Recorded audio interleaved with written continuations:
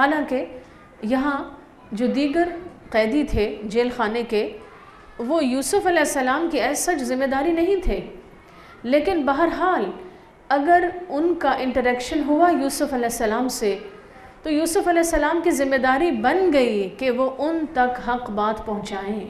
اس میں ایک اہم بات یہ ہے کہ دونوں قیدیوں کے خواب سچے تھے، حالانکہ ان دونوں کا تعلق ایک مشرک قوم سے تھا، کہ ان کو آنے والے خواب سے الٹیمیٹلی پھر فائدہ کس کو پہنچا؟ یوسف علیہ السلام کو پہنچا، کیونکہ یوسف علیہ السلام نے جو تعبیر بتائی وہ سچی ثابت ہوئی۔ لہٰذا اس طرح اللہ رب العزت نے ایک مشرک لوگوں کے خوابوں کے ذریعے اپنے بندے کو فائدہ پہنچایا، لہٰذا اللہ کی تدبیریں وہ بہتر جانتا ہے۔ دوسری اہم بات یہ بھی پتہ چلتی ہے کہ ایک مشرک شخص کو بھی سچا خواب آ سکتا ہے۔ کیا کیا مناظر ہے دیکھے زمینے، کن ہستیوں کا گواہ آسمان، کچھ لوگ ایسے تھے ملتے ہیں اب بھی ہستی کے صفحے پہ جن کے نشان۔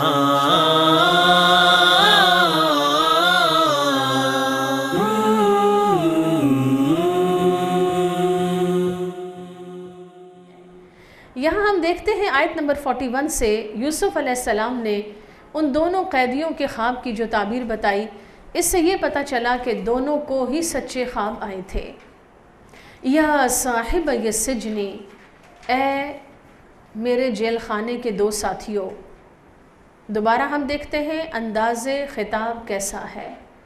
یوسف علیہ السلام جیل میں پڑے ہوئے قیدیوں کے ساتھ بھی بہت احترام سے معاملہ کر رہے ہیں۔ اما احدکما، تم دونوں میں سے ایک، فیسقی ربہ خمرا، تو وہ اپنے آقا کو، اپنے مالک کو، بادشاہ کو شراب پلائے گا۔ مراد کیا ہے کہ وہ زندہ بچ جائے گا، وہ دوبارہ محل میں جائے گا اور دوبارہ بادشاہ کی خدمت پہ مامور ہو جائے گا۔ وَأَمَّا الْآخَرُ، لیکن جہاں تک دوسرے کا تعلق ہے، فَيُسْلَبُ، تو اس کو سولی چڑھایا جائے گا۔ فَتَأْكُلُ الطَّيْرُ مِنْ رَأْسِهِ، اور پرندے اس کے سر سے کھائیں گے۔ مراد کیا ہے کہ وہ ختم ہو جائے گا، اس کو سولی چڑھا دیا جائے گا۔ قُضِيَ الْأَمْرُ، فیصلہ کر دیا گیا اس معاملے کا، الَّذِي فِيهِ تَسْتَفْتِيَانِ، جس معاملے میں تم دونوں نے سوال پوچھا تھا۔ اب یہاں یوسف علیہ السلام نے دونوں قیدیوں کو ان کے خوابوں کی تعبیر بتا دی۔ کس بنیاد پہ؟ کہ یوسف علیہ السلام کو اللہ تعالیٰ کی طرف سے یہ علم عطا کیا گیا تھا، لیکن اس کے علاوہ کسی بھی عام انسان یا عام مسلمان کے لیے اس بات کو پسندیدہ قرار نہیں دیا گیا کہ ہم جیسے ہی کسی کا خواب سنیں فوراً ہم کہیں اب تو یہ ہونے والا ہے، اب تو یہ ہو جائے گا۔ اب یہاں کچھ آداب لکھیے، خواب بتانے اور خواب سننے کے آداب۔ نمبر 1، صرف کسی ہمدرد، مخلص، خیرخواہ انسان کو ہی خواب سنایا جائے، اور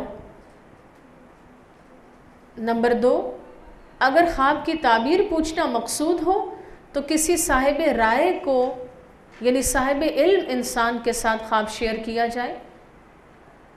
تعبیر پوچھنے کے لیے بھی ہر جگہ فرینڈز میں، ہر سرکل میں بیٹھ کے بتانا کہ میں نے یہ خواب دیکھا ہے، یہ بھی ناپسندیدہ ہے۔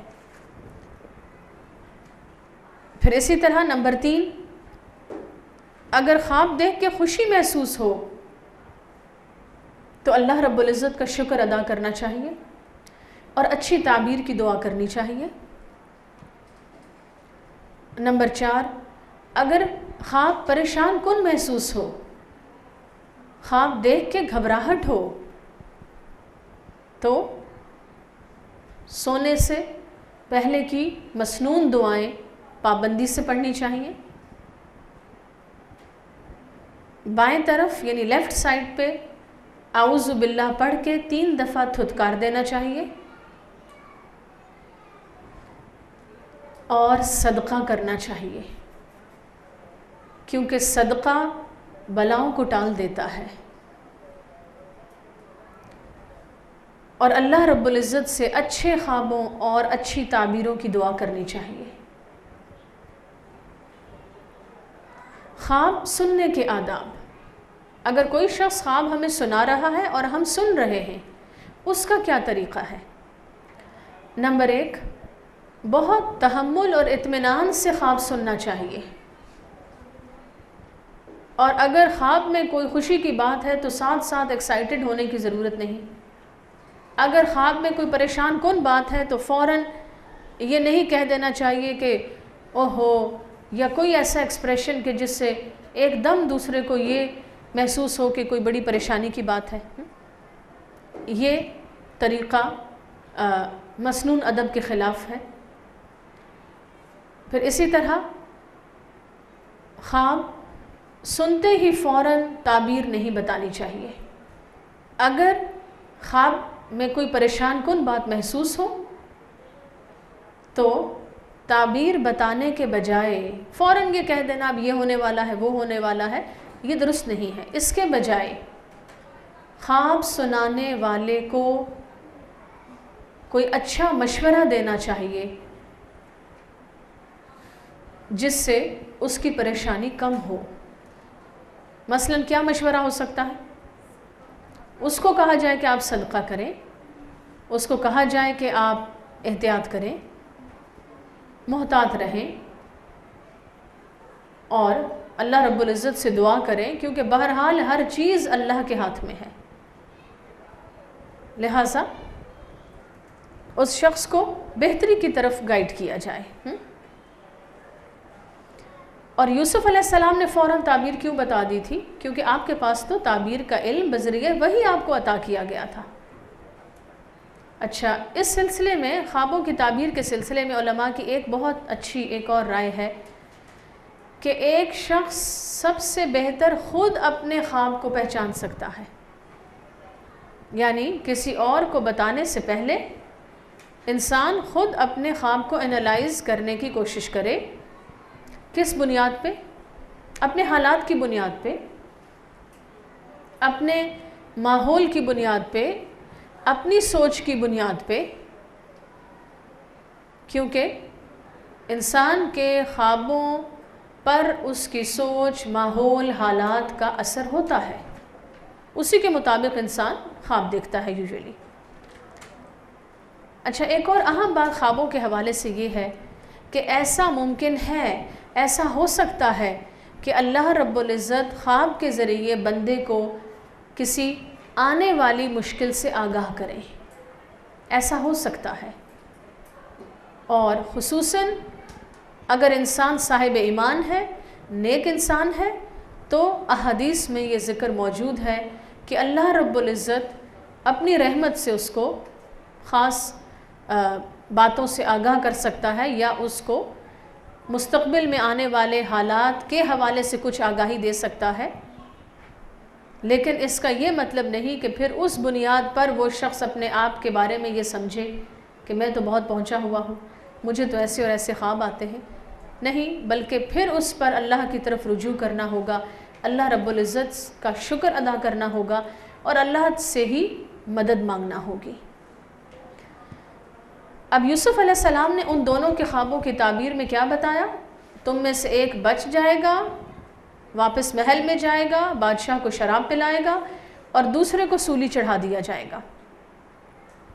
قُضِيَ الْأَمْرُ الَّذِي فِيهِ تَسْتَفْتِيَانِ، جس معاملے میں تم دونوں نے سوال کیا تھا اس کا فیصلہ ہو گیا. وَقَالَ لِلَّذِي، اور یوسف علیہ السلام نے کہا اس شخص کو، ظَنَّ، جس کے بارے میں انہوں نے یہ سمجھا تھا یا ان کا یہ خیال تھا، أَنَّهُ، کہ بے شک وہ، نَاجٍ مِّنْهُمَا، ان دونوں میں سے وہ ہے جو بچ جائے گا، نجات پائے گا، उज़्कुरनी इंद रब्बिका, यूसुफ़ अलैहिस्सलाम ने उसको कहा कि तुम अपने बादशाह के पास जाके, अपने आका के पास जाके मेरा ज़िक्र करना, मेरे बारे में बादशाह को बताना। लेकिन हुआ क्या, फ़अन्साहु शैतानु, शैतान ने उसको भुलवा दिया, ज़िक्र रब्बिही, कि वो अपने आका के पास या बादशाह के पास जाके यूसुफ़ अलैहिस्सलाम का ज़िक्र करे। और यूसुफ़ अलैहिस्सलाम ने ऐसा क्यों कहा था? ताकि यूसुफ़ अलैहिस्सलाम को कोई मदद पहुँचे। इसके बारे में उलमा की दो आरा हैं। एक राय ये है कि यूसुफ़ अलैहिस्सलाम ने चूँकि उस शख्स को कहा कि तुम बादशाह से ज़िक्र करो ताकि बादशाह मुझे जेल से निकलवाए, तो ये बात नापसंदीदा थी। उनको हर हाल में सिर्फ़ और सिर्फ अल्लाह रब्बुल इज़्ज़त से दुआ मांगना चाहिए थी और किसी भी तरह किसी दूसरी तरफ माइल नहीं होना चाहिए था। एक राय ये है उलमा की। और एक राय ये है कि असबाब व वसाइल के दायरे में रहते हुए एक दूसरे से मदद मांगना या एक दूसरे की मदद करना या अच्छी सिफारिश करना, किसी के हक़ में, मसलन कोई बेगुनाह है, किसी जेल में पड़ा हुआ है, उसके हक़ में सिफारिश करना या एडवोकेट करना उसको और उसको जेल से निकलवाना, तो ये एक दुरुस्त मामला है, ये एक अच्छा मामला है। लिहाजा इसमें यूसुफ़ अलैहिस्सलाम बज़ाहिर तो ख़ताकार नहीं थे, लेकिन चूँकि वो अल्लाह के नबी थे, लिहाजा अंबिया अलैहिमुस्सलाम का मकाम व मर्तबा और दर्जा ऐसा होता है कि जिस पर अल्लाह रब्बुल इज़्ज़त उनको एक आला तरीन दर्जे के अमल पर देखना चाहता है। लेकिन हुआ क्या, वो शख्स जब दरबार में पहुंचा, फ़अन्साहु शैतानु ज़िक्र रब्बिही, तो शैतान ने उसको भुलवा दिया कि वो बादशाह के सामने यूसुफ़ अलैहिस्सलाम का ज़िक्र करे। यहाँ से ये पता चलता है कि शैतान इंसान को बहुत सी अहम बातें भुलवा देता है और इसका ज़िक्र सूरत अल-कहफ़ में भी मौजूद है कि शैतान ने यूशा बिन नून को भुलवा दिया। यूशा बिन नून कौन थे? मूसा अलैहिस्सलाम के स्टूडेंट थे, मूसा अलैहिस्सलाम के सर्वेंट थे, उनके साथ सफ़र पे थे। जब मूसा अलैहिस्सलाम ख़िज़र अलैहिस्सलाम से मुलाकात के लिए निकले और उन्हें वहाँ पहुँचना था कि जहाँ मछली समंदर में गिर जाए और एक सुरंग बना के निकल जाए, और ऐसा हुआ, लेकिन यूशा बिन नून मूसा अलैहिस्सलाम को बताना भूल गए। वहाँ भी यही अल्फाज हैं कि उन्होंने कहा कि शैतान ने मुझे ये बात भुलवा दी। तो शैतान इंसान को अहम बातें भुलवाता है और ख़ास तौर पर कुरान और हदीस से ये भी पता चलता है कि इंसान की अपनी बाज़ कमज़ोरियों की वजह से शैतान इंसान को अहम बातें भुलवा देता है, अपनी कमज़ोरियों की वजह से। लिहाजा शैतान के शर से बचने के लिए क्या करना होगा? नंबर 1, अपने ईमान को मज़बूत करना होगा। नंबर 2, हिफाजत की दुआएं पढ़ना होगी।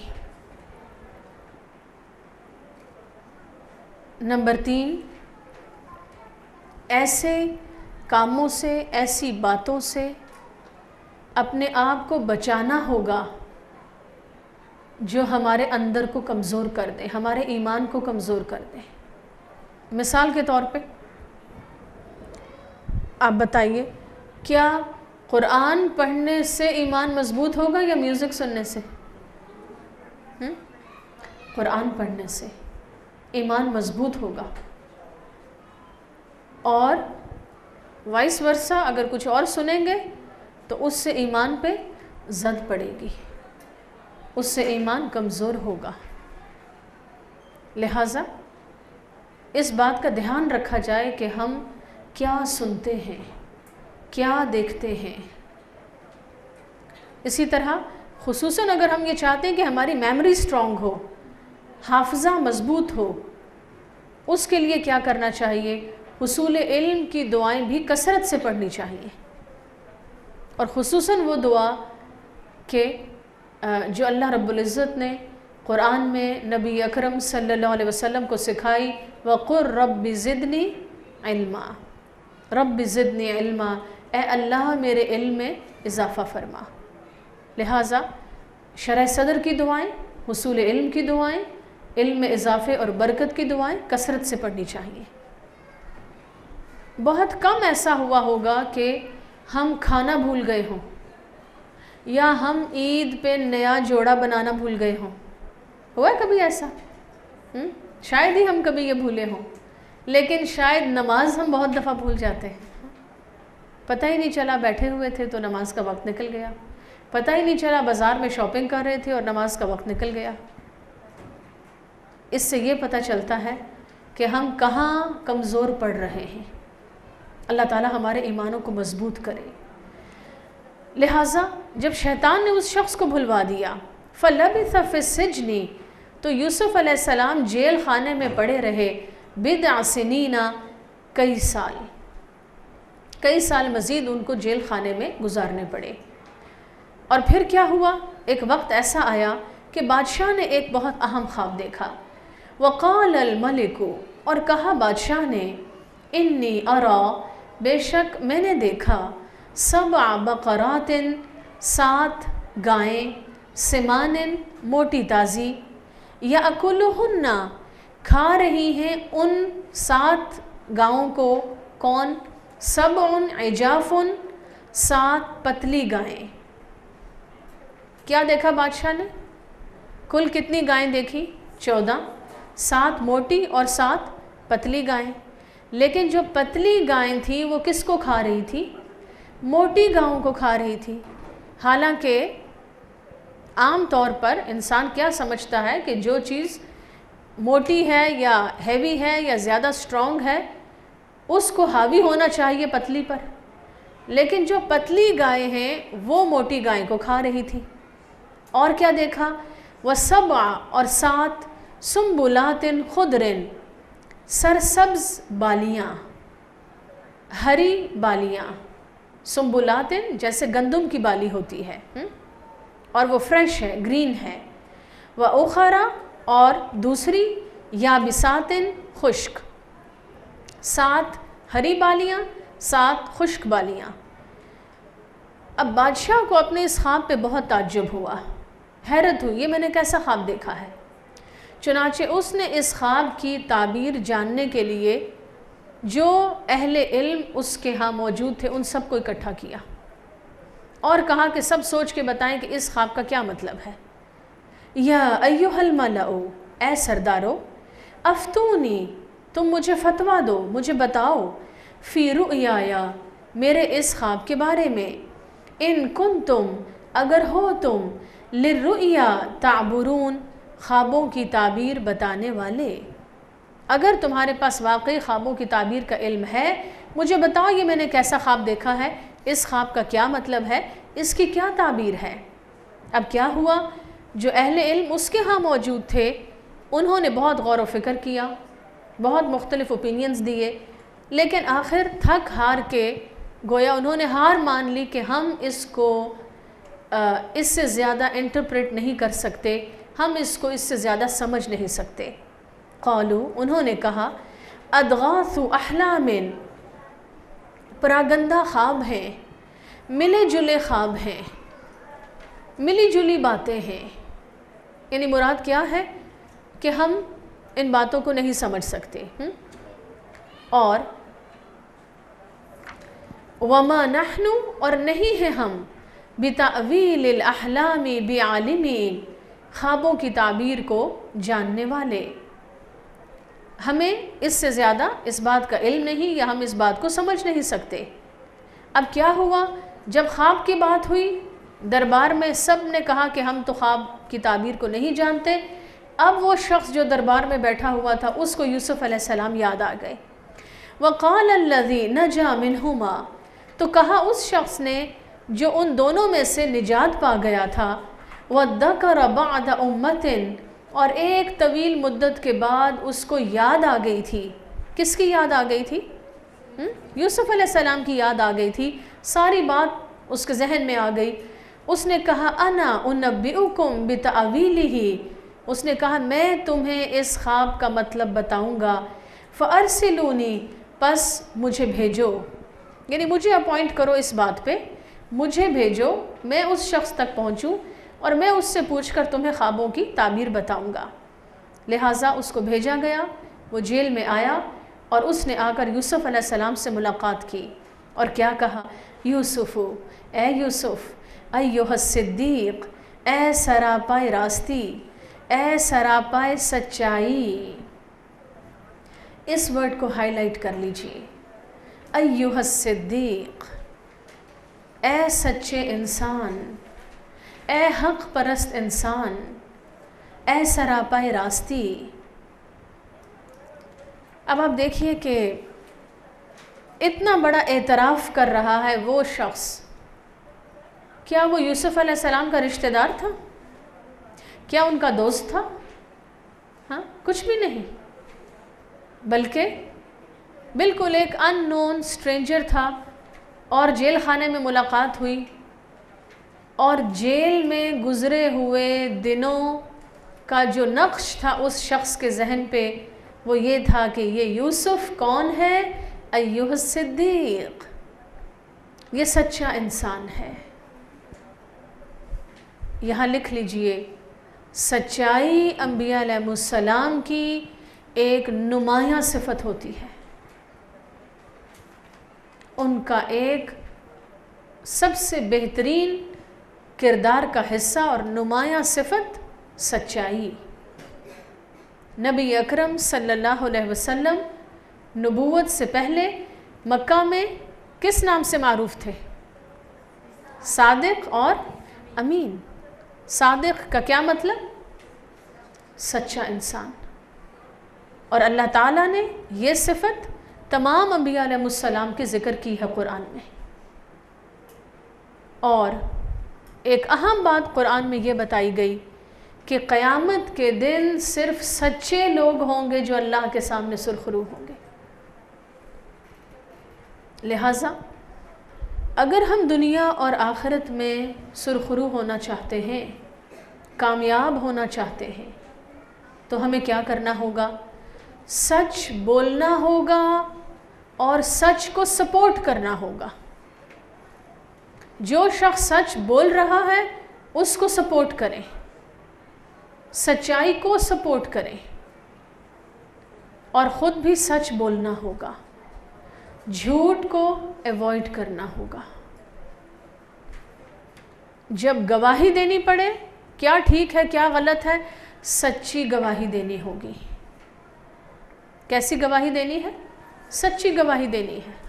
یہ نہیں کہنا یہ میری سہیلی ہے، یہ میری کزن ہے، یہ تو خواہ میری بہن ہے، خواہ ماں ہے، لیکن اگر کہیں کوئی غلط کر رہا ہے تو وہ غلط ہے، اس کو سپورٹ نہیں کرنا. سچ بولنا ہے، سچی گواہی دینی ہے، جھوٹ سے بچنا ہے. سوال، انسان جھوٹ کیوں بولتا ہے؟ نمبر 1، سچ کو چھپانے کے لیے. لیکن کیا قیامت کے دن سچ چھپ جائے گا؟ کیا قیامت کے دن ایسا ہوگا کہ ہم سب کو کہیں گے نہیں ہم نے تو فلاں بات کی ہی نہیں، ہم نے تو فلاں کام کیا ہی نہیں؟ نہیں، ایسا نہیں ہوگا. قیامت کا دن ہر بات کو کھول کے رکھ دینے والا دن ہے. نمبر 2، انسان دنیا میں کسی شرمندگی سے بچنے کے لیے جھوٹ بولتا ہے. انسان دنیا میں کسی شرمندگی سے بچنے کے لیے جھوٹ بولتا ہے. مثلا ہم کچن میں کھڑے ہیں، ہمارے ہاتھ سے گلاس گر گیا، ٹوٹ گیا، اور مثلا بڑا کوئی ناراض ہوا، اس نے کہا کہ کیا ہوا، کس نے گلاس توڑ دیا، یا کس نے نمک زیادہ ڈال دیا، یا کس نے ہانڈی جلا دی، کوئی بھی ایسی بات. ہم فوراً کہیں میں نے تو نہیں کیا، یہ میڈ سے ٹوٹا ہوگا، یہ چھوٹے سے ٹوٹا ہوگا، یہ بھابھی سے ٹوٹا ہوگا، یہ بہو سے ٹوٹا ہوگا، کسی کے بھی سر پہ ڈال دیں. اور وجہ تھوڑی سی ڈانٹ سے بچنے کے لیے، تھوڑی سی شرمندگی سے بچنے کے لیے، لیکن یاد رکھیں کہ قیامت کے دن وہی عمل اولین و آخرین کے سامنے کھل جانا ہے، اور وہاں کی شرمندگی بہت بڑی شرمندگی ہے، جب اللہ رب العزت کی ذات خود موجود ہوگی، جب ہمارا اعمال نامہ خود ہمارے بارے میں گواہی دے رہا ہوگا، جب ہمارے اعضاء بول کے بتا رہے ہوں گے کہ ہم نے کیا کیا، تب انسان اتنی بڑی شرمندگی سے دوچار ہوگا۔ لہٰذا ہمیشہ سچ بات بولیں، خواہ کچھ بھی ہو جائے، یہ سوچ کر کہ آج چھوٹی بات ہے، آج تھوڑی سی ڈانٹ ہے، آج تھوڑی سی شرمندگی ہے، لیکن قیامت کے دن کی بڑی سزا اور بڑی شرمندگی اور بڑی ذلت اور رسوائی سے میں نے اپنے آپ کو بچانا ہے۔ کچھ لوگ ایسے تھے ملتے ہیں اب بھی، ہستی کے صفحے پہ جن کے نشان